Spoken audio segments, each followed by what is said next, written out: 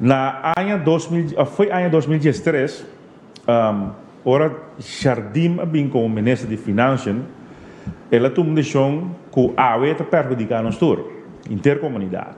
A decisão está que para tapar buraco riba presupuesto do país, ela que é 40 milhões que ora a mi abo e é um que nós aqui paga su número de auto por ano, mitar outra parte de ano, tu receita monta 40 milhões.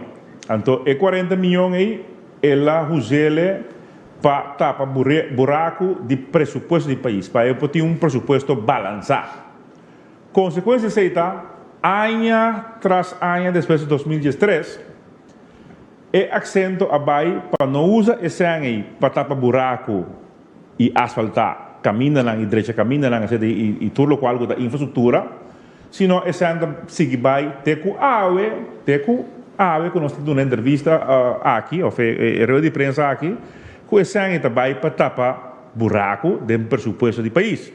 O que de perspectiva, o gabinete PISAS avisa, nós não também seguir a ruta aí.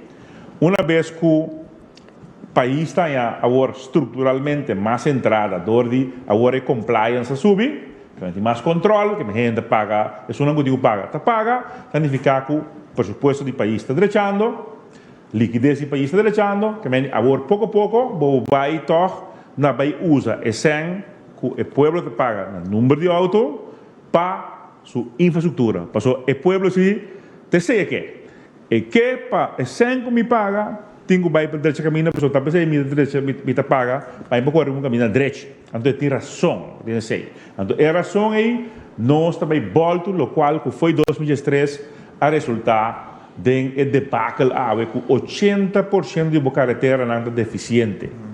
Para uma decisão descabellada de governo de 2013 bem arriba.